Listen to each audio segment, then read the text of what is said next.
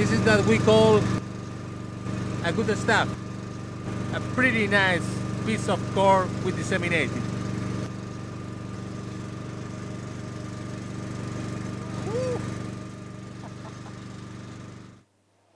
It's about 60–70% sulfides, and the tin is clearly visible. It's a grey-black mineral cassiterite, which is a tin oxide. So it says here, you can see here the tin, it's a black-grey color, and you can see it in the streaks here and the cracks. So this is a pretty good piece of rock. Now, when I first started talking about tin 2 or 3 years ago in Toronto, the reaction was, tin? What's that? And, oh, it's used in tin cans. Tin's major use is in electronics, not in tin cans.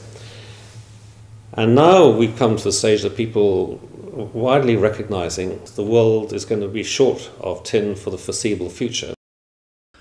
Well, tin at the moment is caught in a real supply-demand squeeze. This does not look like a purely speculative boom. This looks like a really fundamentally driven demand. There is a major opportunity for a new company to come in with a project of a scale which will fundamentally alter the supply side of the tin market, and particularly a company here in Europe. None of our projects, the geology is obvious. In fact, I've been to hundreds, if not thousands, of mineral exploration and mining projects around the world. And I've never seen, in the case of both our projects, geology as complicated as we've got. The Spanish Geological Survey, IGMI, had done an enormous amount of work around there. They've done geophysics, geochemistry, they've done quite a lot of drilling, and we inherited all that material. This is ORM5, it's a metallurgical hole. This core was drilled in the mid-1980s, and sometime about 1987 or so, the project ran out of funds. So it's an extremely well mineralized hole, and luckily for us, this thing was never assayed. We started off on the eastern side of Oropesa, and we drilled a number of holes, and we got pretty much what we expected. We had nice thicknesses, 20, 30, 40 meters thick, generally sort of 0.4 to 0.8% tin. Then we went over on the western side and sought to duplicate a hole called OR27. And we found we couldn't locate where OR27 had actually been. So we drilled a hole where we thought it was and got nothing, absolutely zip, which was a little bit disconcerting.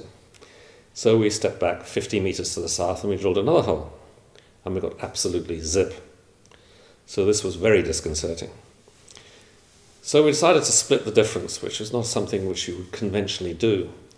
And we got what we call our retirement hole, where we had 110 meters of just under 1.7% tin. And that's an extraordinary hole. It was at that point we realized that, oops, we're drilling in the wrong direction.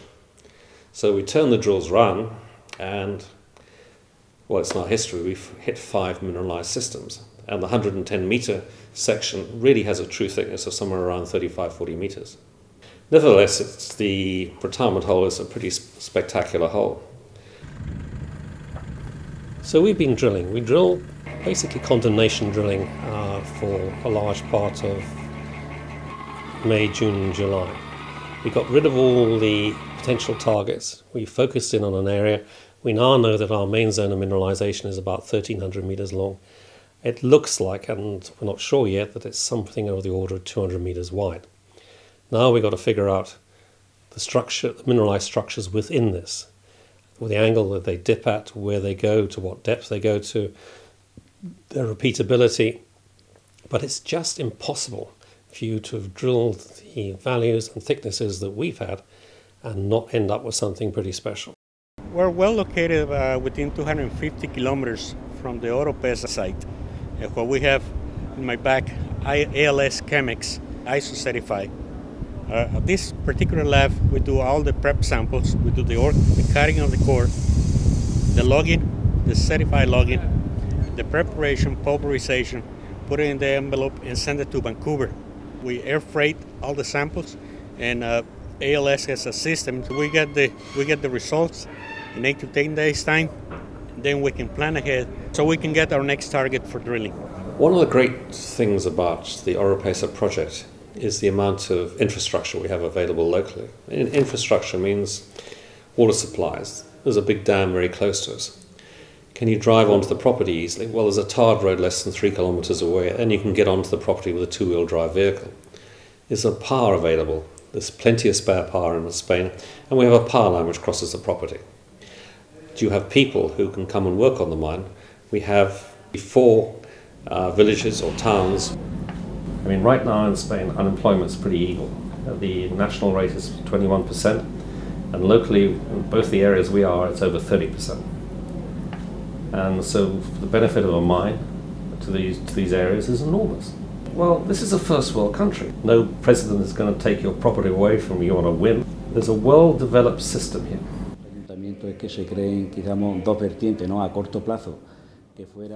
What the area and town council would really like to see in the short term is the creation of jobs here, because we have a very high level of unemployment and we really need that here. Between us all, we can contribute to the development of this area, which is an area that has had a tradition of mining, with the coal-bearing land, and we've also had other mines. Without any doubt, we'll give all the help that's humanly possible and is within our reach to help good development in this project, to support communication, whether we are talking about legal or administrative issues.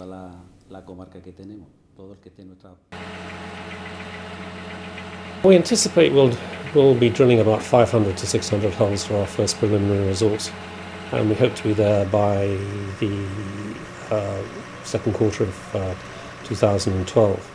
There's no question that Oropesa is a major tin deposit. The real question is just how big it is.